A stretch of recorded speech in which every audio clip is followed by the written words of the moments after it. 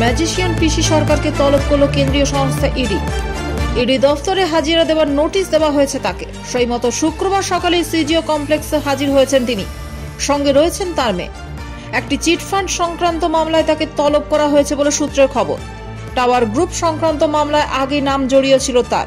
এর আগে এই মামলাতে সিবিআই তল্লাশি চালায় পিসি সরকারের বাড়িতে। এবার কেন্দ্রীয় সংস্থার দফতরে তলব করা হয়েছে তাকে। ইডি সূত্রে খবর, তার বয়ান রেকর্ড করা হবে। টাওয়ার গ্রুপ নিয়ে প্রথমে তদন্ত শুরু করেছিল সিবিআই। ওই কেন্দ্রীয় সংস্থার তরফে পিসি সরকারের মুকুন্দপুরের বাড়িতে তল্লাশি চালানো হয়েছিল। পরে ওই একই মামলায় তদন্তভার নেয় ইডি। সম্প্রতি টাওয়ার গ্রুপের কর্ণধার রমেন্দু চট্টোপাধ্যায়কে ইডি নিজের হেফাজতে নিয়েছে। তারপরে তলব করা হলো পিসি সরকারকে। সম্প্রতি এক সাক্ষাৎকারে দেশ রাজ্যের রাজনীতির সমালোচনা করতে দেখা গিয়েছিল পিসি সরকারকে। কেন্দ্রে ও রাজ্য দুই সরকারের সমালোচনায় মুখর হতে দেখা যায় তাকে। 2014 সালে বিজেপির টিকিটে লোকসভা নির্বাচনে লড়েছিলেন পিসি সরকার। ভোটে জেতেননি তিনি।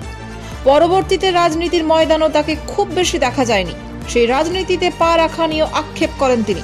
বলির পাঁঠা হয়েছেন বলেও মন্তব্য করেছেন পিসি সরকার। অভিযোগ, চিটফান্ড সংস্থার কাছ থেকে একাধিকবার টাকা নিয়েছিলেন পিসি সরকার। কি কারণে টাকা নেওয়া হয়েছিল সেটাই তদন্ত করে দেখতে চায় কেন্দ্রীয় সংস্থা।